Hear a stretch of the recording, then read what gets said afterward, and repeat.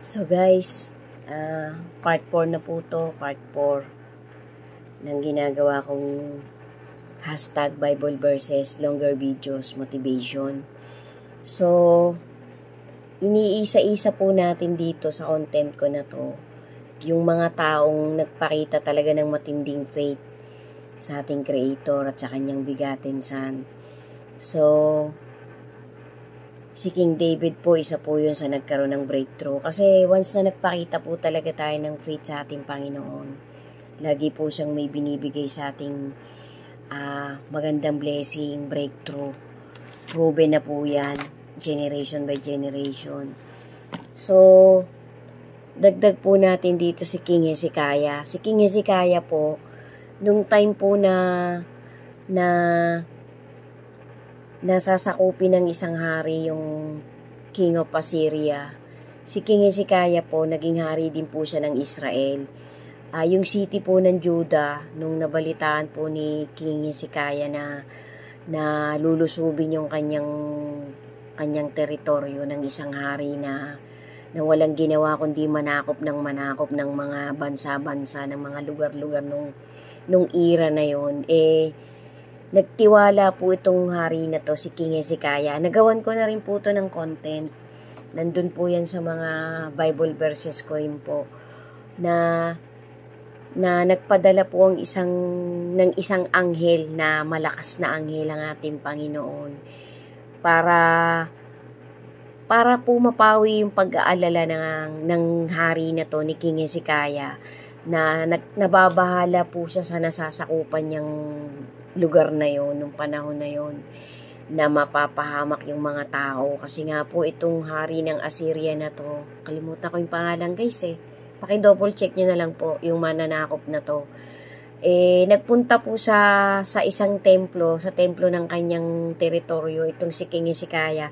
Sinabi niya po sa Panginoon na sana hindi mapahamak ang kanyang mga mamamayan kapag sinakop to nung hari na to, nung isang hari na to na nabalitaan nga po ni King Hezekiah na sasakupin yung kanyang lugar. So, nag-aalala po siya kasi yung hari po na to na mananakop, marami na din po siyang mga napatay na mga lugar-lugar na yung mga sundalo nung panahon na yon. So, nag-alala po si King Hezekiah. So, ipinagkatiwala niya po sa ating Creator yung kapakanan, yung kaligtasan ng kanyang nasasakupan. Yung nga po, isa sa naging hari ng Israel.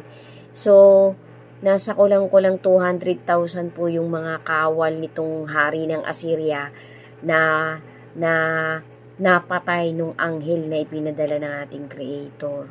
So, napakaganda po ng breakthrough na ibinigay ng ating Panginoon dito kay King Hezekiah. Kasi nga po si King Hezekiah ay nagpakita po ng matinding faith sa ating Panginoon. So, binigyan po siya sinaklolohan po siya ng ating Creator nung time na yon. Nasulat po yan sa Old Testament. Nasa ano po yata yan, sa 2 Kings. Paki-double check nyo na lang po. Basta nasa Old Testament po itong iniisa-isa kong senaryo. Yung mga maaalala ko lang po guys na talagang magbibigay sa atin ng booster kasi pinatutunayan po ng mga pangyayaring to na nasulat sa love letter ng ating Creator na ang tao po talagang nagbibigay ng tiwala sa ating Panginoon hindi po talaga pababayaan ng ating Panginoon. Kasi kaya ko din po naisipang i-reminisce, i-cherish tong actually nagawan ko na po to ng mga content kaya lang po nasa ilalim na napatungan na po ng mga sumunod pang mga content, ang hirap na po magkalkal kasi kung sino man pong nakakakita ng profile ko, napakarami ko na pong nagawang content. So far po yung mga what is written truly happen, nandyan po yung mga inuulit ko na lang po, ipinapaigsi ko na lang po. Nandiyan na rin po yung mga verses na ilagay ko na rin po.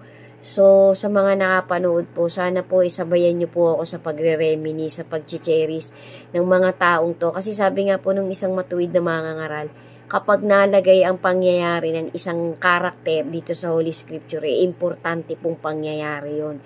Mahalaga po yon kasi pinahintulot po ng Panginoon na masulat yung vision na yon, yung event na yon, yung insidente na yon, para kapulutan ng mga susunod na generation ng motivation, para mas madagdagan po ang faith natin sa ating Panginoon, na talagang merong Diyos na kaya talagang magbigay ng milagro, na kaya talagang magbigay ng blessing sa kinauukulan, sa isang designated na tao na tumawag sa kanya on that particular incident ng kanyang buhay, siglo by siglo. So guys, yan po yan. So, dagdag ko pa po, ang isa pa pong naaalala ko na nagpakita din po ng faith, si Job po, si Jonas, si Propeta Ezekiel, si Elijah, si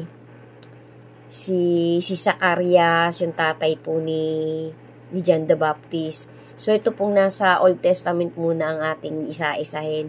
So, si Job po, nagpakita po siya ng ng matinding faith, na kahit nawala na yung kanyang mga pinangahawakang kayamanan, pati mga anak niya, tapos tinakwil na rin siya ng asawa niya, pinakita pa rin po niya yung faith niya sa ating Panginoon. Although naghihinagpis na po siya sa medyo latter part ng buhay niya, na nagkasugat-sugat na yung katawan niya. Napaka-inspiring po ng buhay ni Job. Alam ko marami nang nakakakilala kay Job, kasi marami na po talagang taong nagbubuklat ng Holy Scripture. Dagdagan pa po natin, magbuklat pa po tayo ng magbuklat, aralin pa po natin, basahin pa po natin hanggat may lakas pa tayo, hanggat malinaw pa ang mga mata natin. Kasi guys, nandun na talaga tayo sa mga oras na malapit na pong mangyari yung rapture. Meron pong mga lumalabas na mga documentaries ngayon na marami pa rin pong nag-iisip na mauuna daw po yung Great Tribulation. Actually, may mga sign na po talaga na nangyayari na din yung rapture. Kaya lang, yung tribulation. Kaya lang po, yung pinakamatinding Great Tribulation po, paparating pa lang po yun. Yun po yung huling era nung kalaban ng ating Creator, ni Satan. Kasi sa dokumentary pong napanood ko, nagawan ko na rin po yan ng dokumentary, paulit-ulit ko pong itinatawid. Pasyalan nyo po yung profile ko, tingnan nyo po yung pinakahuli kong Bible verses na ginawa, na 4 po yung itinira ko dyan, kasi 8 po yun o 7. Inalis ko na po yung 3, inunlimi ko na lang.